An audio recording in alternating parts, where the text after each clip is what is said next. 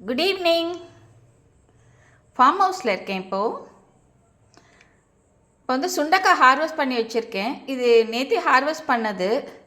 அதை நல்லா அலம்பி ஒரு வடித்தட்டில் போட்டு வச்சுருந்தேன். அது அப்படியே தானாகவே ட்ரை ஆகிடுது. ஆனால் அது ட்ரை ஆனாலும் அவசியம் கிடையாது.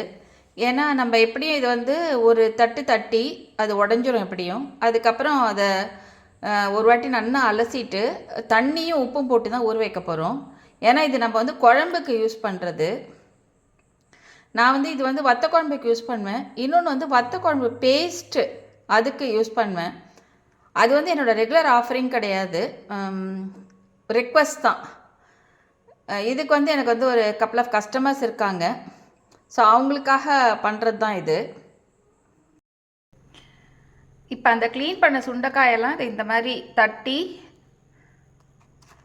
ஒரு அலசிட்டு இப்போ இந்த டப்பாவில் போட்டு தேவையான அளவு உப்பும் போட்டேன். உப்புக்கு வந்து பார்த்திங்கன்னா அளவெல்லாம் கிடையாது, நான் அப்படியே கையளவாக போட்டிருக்கேன். போட்டு இதில் வந்து ஒரு டம்ளர் தண்ணி விட்டுருக்கேன். ஒரு டம்ளர் இருந்தது ஒரு 200 ml தண்ணி அளவுக்கு மட்டும் விட்டுருக்கேன். இது வந்து பார்த்திங்கன்னா மற்ற ப்ராசஸ் மாதிரி தான். நாளைக்கு கார்த்தாலேருந்து ஒரு அட்லீஸ்ட் ஒரு நாளைக்கு ஒரு 2-3 தடவை அப்படியே கிளறி விடணும்.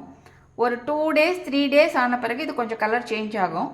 அதுக்கப்புறம் நம்ம வெயில் எடுத்து உணர்த்தி திருப்பி அதில் பேலன்ஸ் இருக்க தண்ணியில் போட்டு திருப்பி உணர்த்தி அந்த மாதிரி ஃபைனலாக இது மொத்தம் அப்சார்ப் ஆகிற வரைக்கும், இந்த ஜூஸஸ் எல்லாம் அப்சார்ப் ஆகிற வரைக்கும் போட்டு எடுத்துட்டு அதுக்கப்புறம் இந்த சுண்டைக்காய் வந்து நல்லா போன் ட்ரை ஆகணும். அந்த அளவுக்கு ட்ரை ஆன பிறகு எடுத்து ஒரு டப்பாவில் போட்டு வச்சிடணும்.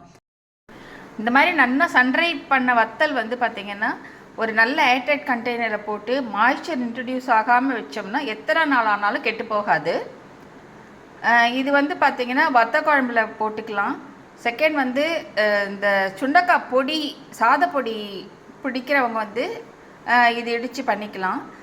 அங்காய பொடின்னு ஒன்று பண்ணுவோம், அதெல்லாம் இப்போ இல்லை. ஜென்ரலாக நிறைய நம்மளோட ஃபுட் ஹேபிட்ஸ்லேருந்து அதெல்லாம் ரொம்ப தூரம் போயிடுது.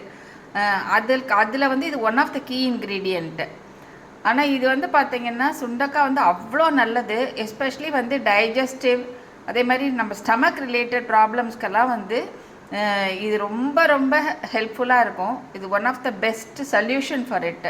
அதனால தான் வந்து நம்ம அந்த ப்ரீவியஸ் ஜெனரேஷன்லேயே வந்து பார்த்திங்கன்னா இது வந்து நம்மளோட ஃபுட் இன்டேக்லேயே வந்து ஒரு பார்ட்டாக ரெகுலராக இருக்கா மாதிரி இருந்திருந்தது. இப்போ ஆனால் அதெல்லாம் ரொம்ப தூரம் தள்ளி போயிடுது. நம்மளால் முடிஞ்சதுன்னா இதெல்லாம் நம்ம திருப்பி கொண்டு வந்தோம்னா கொஞ்சம் ஹெல்த்தி லைஃப் ஸ்டைலுக்கு இது ரொம்ப யூஸ்ஃபுல்லாக இருக்கும். தேங்க்யூ.